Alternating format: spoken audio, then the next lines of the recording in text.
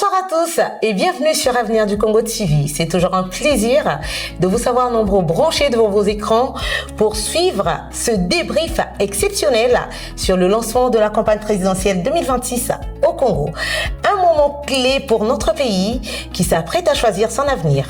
Nous allons analyser les enjeux, les stratégies et les perspectives de cette élection cruciale. Avec moi sur ce plateau, un journaliste, analyste, Grâce Ilona Osema. Grâce, bonjour. Bonjour Madame Monka. En tout cas, bienvenue encore une fois. Merci beaucoup, le plaisir est partagé. Ça a toujours été un grand plaisir pour moi d'être l'invité d'une grande dame que vous êtes. Merci beaucoup. Et donc, je suis pleinement satisfait d'être là sur ce plateau avec vous. Ça me va droit au cœur. Alors Grâce, comment vas-tu déjà? Comme le dit l'adage, à chaque jour suffit sa peine. Alors, grâce à les campagnes présidentielles 2026 viennent de se lancer, ça vient de débuter aujourd'hui même en République du Congo. L'ordre des interviews des candidats dans les médias a été annoncé le 28 février et le Conseil de la liberté de communication de Brazzaville a procédé à un tirage au sort public. Déjà, pour l'ordre des passages, il y a pour les candidats à la présidentielle 2026, Ngongia Engambe Angios, il y a Mafula Ufrem Madav, ou encore Dav Mafula. Nous avons également Mavungu Zinga Mabio, on a Destin Gavé, on a Manangu Vivien Romain, on a Kinyumbi Kiambungu Joseph, et enfin Denis Sassou Nguesso. Alors Grâce, quelle est la température du pays actuellement? Merci beaucoup pour cette question. La température est bonne. Vous savez que ce matin, avant de venir au boulot, j'ai essayé de faire la ronde de plusieurs quartiers de Brazzaville.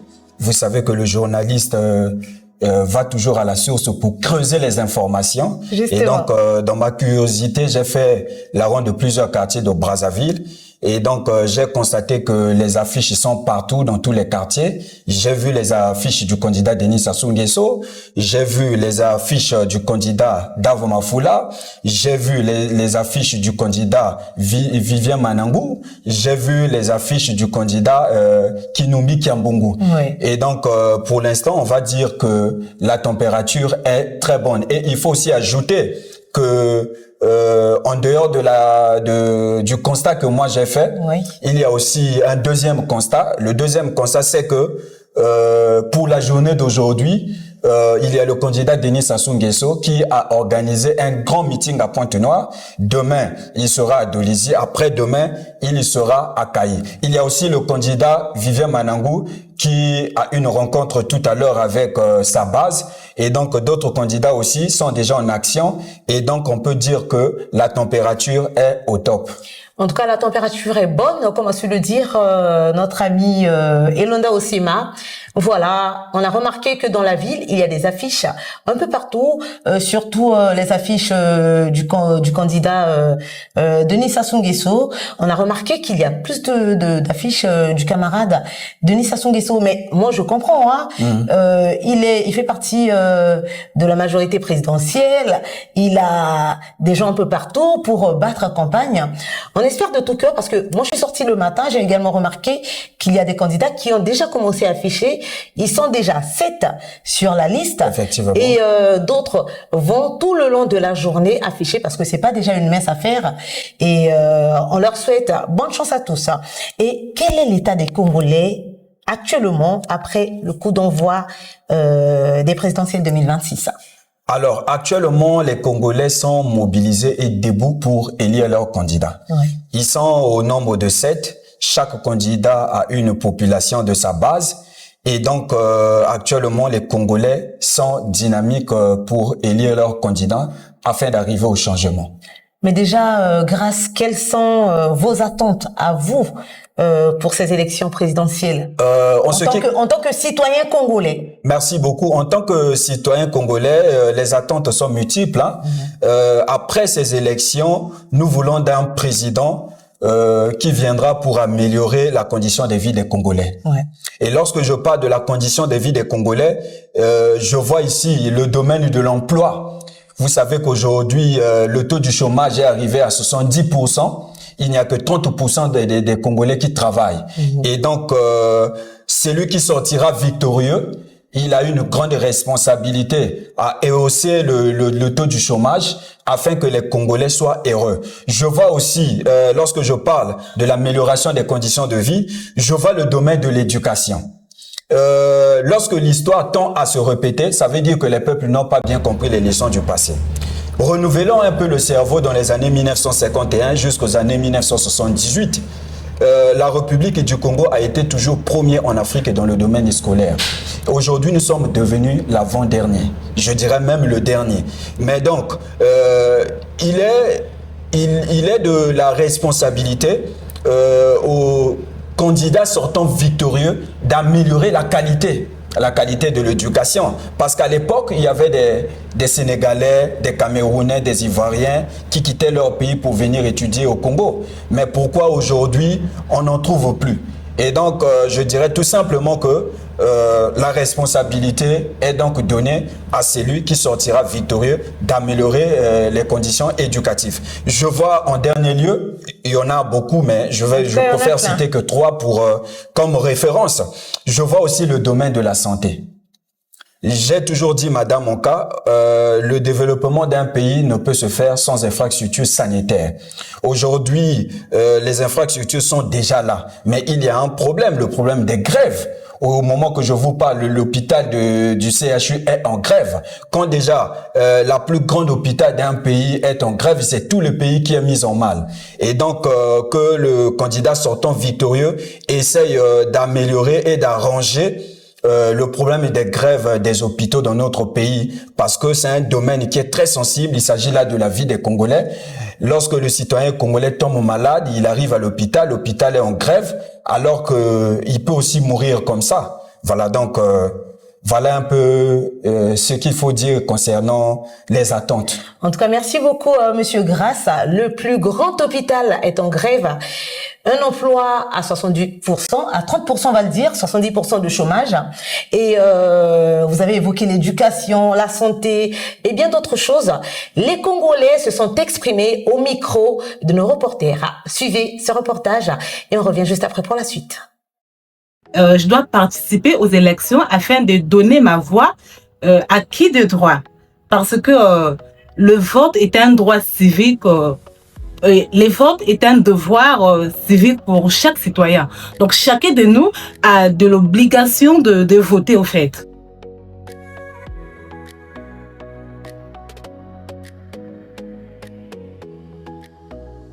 Dans quelques jours déjà on a élection.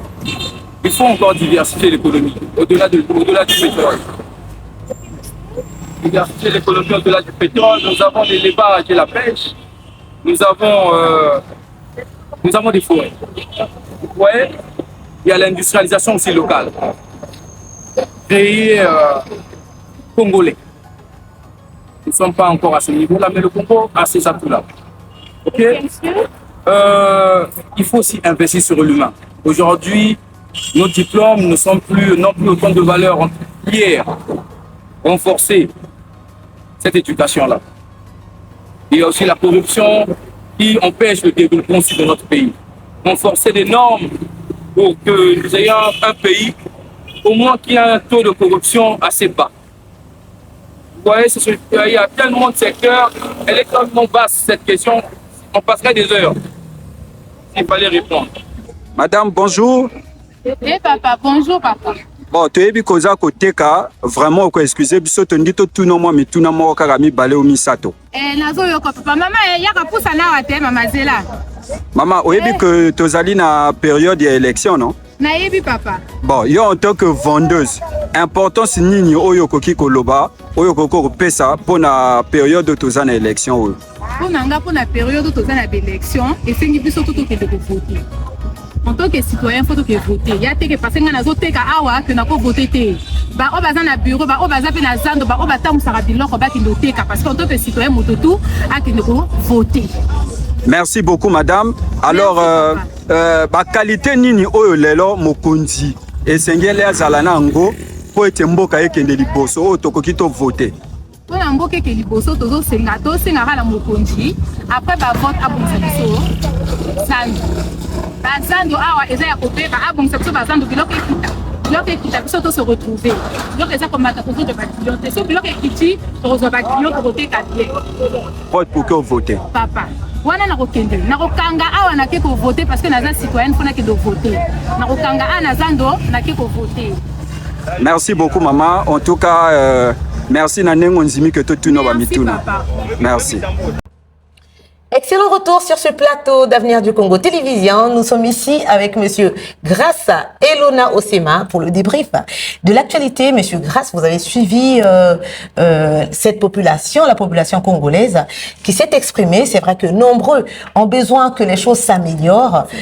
Tout comme vous, ils ont parlé de plusieurs plans.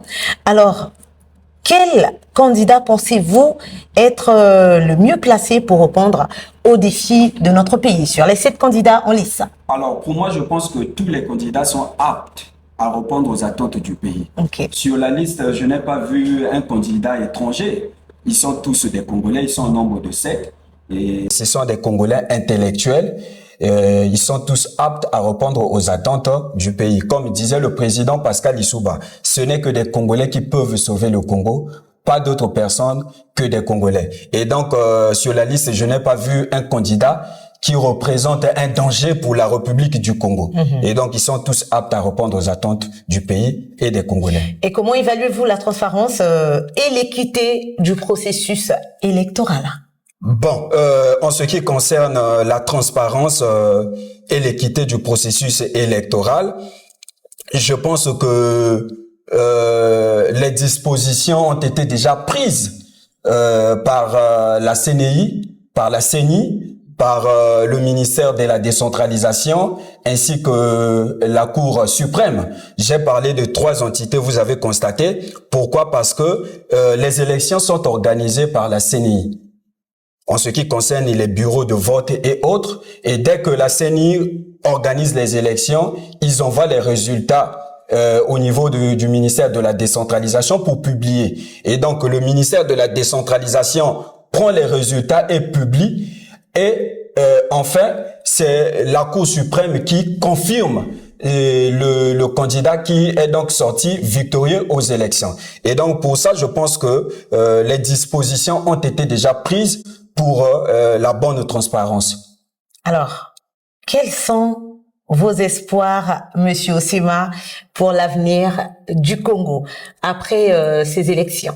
Bon, mais en ce qui concerne les espoirs, je vais donner une réponse même de la Bible, qui dit qu'il y a un temps pour toutes choses, un temps pour pleurer, un temps pour se réjouir, un temps pour les élections, un temps pour la continuité du pays. Et donc, cela veut tout simplement dire qu'après les élections, la vie ne va pas s'arrêter, la vie continue. Et donc, ce que nous espérons, c'est que le candidat qui sera déclaré vainqueur puisse s'engager pour construire son pays, parce qu'il y a beaucoup de défis à relever. Voilà, donc c'est ça. Alors, Monsieur Osema, quels sont les problèmes les plus pressants que le prochain président devrait résoudre? C'est vrai qu'il y a beaucoup de soucis ici au Congo, mais quels sont les problèmes les plus pressants? Les problèmes les plus pressants, premièrement, d'abord, je parlerai de la réconciliation au niveau de l'opposition ainsi que de la majorité. Parce que lorsqu'on est élu ou réélu, qu'on est victorieux à l'élection présidentielle, il ne s'agit pas d'un parti politique, il s'agit là de la victoire de tous les Congolais. Et donc, que celui qui viendra essaye de comprendre, ou il doit comprendre que sa victoire ne sera pas la victoire d'un camp contre un autre. Il s'agit là de la victoire de tous les Congolais. Et donc, là, quand je parle de la réconciliation nationale, ça veut tout simplement dire qu'il doit prendre l'opposition et la majorité, les mettre ensemble pour dire que les résultats sont donnés. Je suis le président de tous les Congolais et donc il a aussi une part de responsabilité de travailler avec l'opposition, de travailler avec la jeunesse et surtout la jeunesse, parce que on a comme l'impression que la jeunesse est souvent abandonnée. Nous voulons que après ces élections, que le candidat qui sera proclamé vainqueur puisse travailler avec la jeunesse. Nous voulons voir des jeunes ministres au sein du gouvernement qui viendra. Alors, de tous ces candidats en lice, quels sont les candidats qui vous inspirent confiance et pourquoi? Tous les candidats m'inspirent confiance. D'accord. Mais il faut seulement préciser qu'il y a des candidats qui ont de l'expérience par rapport aux autres. Certains candidats, j'allais dire, qui ont de l'expérience par rapport aux autres. Lesquels, par quand exemple? je parle de l'expérience, je vois déjà le candidat Denis Sassou Nguesso. Okay. C'est quelqu'un qui a été déjà à la gestion du pays depuis des années. Il ne vient pas, il n'est pas venu pour apprendre. C'est quelqu'un qui maîtrise déjà les dossiers sensibles du pays. Parce que dans la gestion du pays, il y a des sujets et des préoccupations sensibles qui concernent la nation. Et donc le candidat Denis Sassou Nguesso ne vient pas pour apprendre. C'est quelqu'un qui a déjà de l'expérience. Il a déjà fait beaucoup d'années à la tête du pays. Et donc il a un peu plus d'expérience par rapport aux autres. Il y a aussi le candidat Vivien Manangou, même s'il n'a jamais dirigé. C'est un enseignant d'université. Et donc si une fois qu'il sera peut-être proclamé vainqueur, seul Dieu connaît. Et donc, déjà, quand il va arriver, il va améliorer la qualité de l'éducation. Tout à l'heure, j'ai parlé de l'éducation qui est aujourd'hui, nous sommes aujourd'hui devenus l'avant-dernier, alors que dans les années passées, nous étions promis. Et donc, déjà, donner la gestion d'un pays à un enseignant de l'université, je pense que c'est déjà une très bonne chose. Il y a d'autres candidats, ils sont nombreux. Tous les candidats m'inspirent, mais lorsqu'on parle de l'expérience, ils sont pas tous au même niveau. Alors, les jeunes Congolais sont dans la cité. C'est vrai que certains, on a remarqué que ce matin, ont déjà des t-shirts de leurs candidats pour battre campagne, pour commencer à communiquer. On a vu des affiches un peu partout, des banderoles. Même les voitures ont été personnalisées à l'image, à l'effigie de certains candidats. Alors, comment les jeunes Congolais peuvent-ils s'engager dans le processus électoral? Merci beaucoup. Alors, il est important de le préciser. Le processus électoral avait déjà commencé depuis le mois de novembre. Alors, il était demandé depuis le mois de novembre aux Congolais de venir s'inscrire sur les listes afin de participer au vote. Et donc, actuellement, nous sommes à l'étape de distribution des cartes électeurs. Et moi qui vous parle, j'ai déjà reçu ma carte. Le 15 mars, je vais aller pour voter mon candidat. Et donc, ce jour-là, ceux qui ont des noms déjà sur la liste vont aller dans les bureaux de vote, même si ils n'ont pas de cartes, mais il suffit là, premièrement, d'abord d'avoir le nom sur la liste. Voilà pourquoi au mois de novembre, il était demandé aux Congolais de s'inscrire. Et donc, après l'inscription, il y a des noms qui sont déjà sur la liste, des cartes sont déjà distribuées. Et donc, ce jour-là, la première étape, une fois arrivé dans le bureau de vote, c'est de regarder d'abord le nom. Une fois qu'il y a le nom, même si vous n'avez pas la carte, il suffit juste de regarder dans tel numéro de bureau de vote que vous êtes inscrit et d'aller donner le nom, le numéro et puis pour voter votre candidat. En tout cas, je réitère ce que vient de dire Monsieur Grasso Sema à tous les Congolais qui nous suivent à l'instant sur Avenir du Congo TV, Batata Nabamama. Le 15 mars déjà, Bazo Zelabissonion sont dans le bureau de vote. Si vous n'avez pas de carte d'électeur, ne vous inquiétez surtout pas. Il suffit de regarder votre nom sur la liste. Au Tali Combo Nayo, la liste. Ce qui combo, ils ont des problèmes, hein, papa Sema. Ouais. Aux Kaka Mokanda Mvula. Parce que la carte d'électeur, c'est une bonne chose. Mokanda Mvula, c'est encore mieux. Ça signifie que vous êtes citoyen congolais, vous êtes né quelque part et vous avez déjà votre nom sur la liste. Ok, kaka na numéro nayo, na bureau de vote nayo, na soit Mokanda Mvula, soit livré sur la carte d'électeur T. Le plus important, ezali combo nayo, na papier wana, il y a liste électorale au bas affiché que na quartier na bineko, na ruelle nayo, ou bien na l'école moko songolo, ok kaka otali, et ce communique comme nayo, au côté na bureau de vote, na mokanda mvula nayo, ou encore na la carte nationale d'identité, ok ko voter pour la candidat nayo. Bah, le mara souvent que le vote est obligatoire, mais kaka yomo comme otoyebi candidat oyoko voter.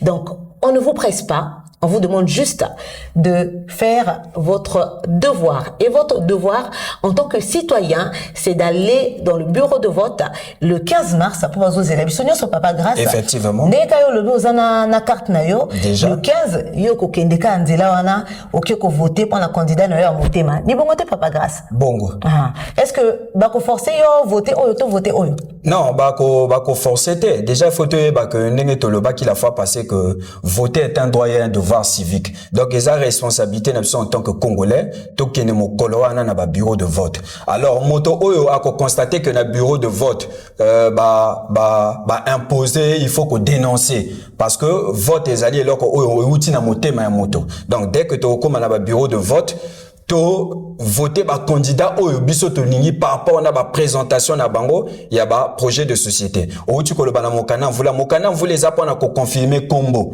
parce que combo oyo eza na mokana mvula et ko zanane combo oyo eza na liste oh ba affiché. Voilà, donc to sengi na ba congolais nyonso ba voter le 15 mars 2026. En tout cas, chers amis, on a constaté que certains candidats ont déjà débuté avec ces élections, cette campagne. Et le camarade, on va le dire, le candidat Denis Sassou Nguesso a déjà commencé. Lui, il a choisi de commencer à Pointe-Noire. Oui. Et à Kokende Bamboka, Malem, Bazo Kitati, à Kousou qui ça va Papa Grâce. À Bandi na Pointe-Noire, oui. Lobby à Kozala na Dolizy. Sima lobby à Kozala na Kayi, après à Kozala la ronde à Kosouk Sameno na Brazzaville. Alors, pour la candidat Moussoussou, le col yaye tozui affiche et qui est un peu partout pour les autres candidats. Bon, pour les autres candidats, les appena candidats oyo a essayer un peu na kotambo la paix, c'est le candidat Dave Mafula. Okay. Yepé à Bandi na Brazzaville, après Brazzaville à Konongola na Brazzaville à Kokende na Gomboma, après Gomboma ko kende Weso, après Weso a kotambola na ba département misusu. Et apena candidat Ongyo Sengambepe a kosala ba descente na ye et donc bango nyonso bazana ba programme na bango ba bongisi pour na kosala ba descente na ba département pour que ba convaincre population pour que ba voter bango. En tout cas, les candidats ont déjà annoncé les couleurs. La campagne présidentielle a déjà commencé et c'est à vous et moi de faire le pas vers l'avenir. Car l'avenir du Congo commence par vous et moi. Monsieur Grasso Sema, nous sommes à la fin de notre entretien, sinon de notre débrief. Un dernier mot avant de se quitter. Le dernier mot, c'est de dire que le tout doit se passer dans la paix. Ouais. Parce que notre pays a connu des événements douloureux. Je vois, quand je parle des événements douloureux, je vois la guerre de 1997, je vois les événements du 4 mars, et donc nous ne voulons plus vivre ces mêmes choses. Et donc nous prenons donc pour la paix et que le tout doit se passer dans la tranquillité.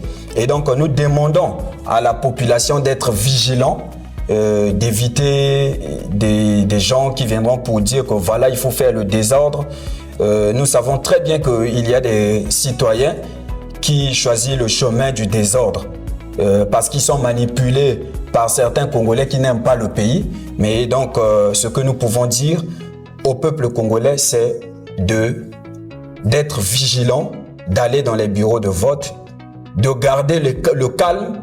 Et donc, c'est lui qui sera proclamé vainqueur, c'est celui-là que nous allons applaudir et nous lui dirons de construire le pays. Donc voilà ce qu'on peut lancer comme message.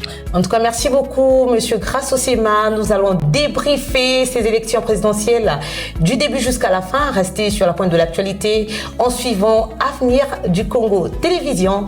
Merci à vous, chers internautes, chers téléspectateurs. Grand merci à Céphas Ngakana et Jerez Mebata. Et grand merci à tous ceux qui adorent cette chaîne. N'oubliez surtout pas de liker, commenter et partager toutes nos vidéos. On se retrouve prochainement pour la suite de l'actualité. Sinon, n'oubliez pas que le vote est un devoir citoyen. Prenez soin de vous.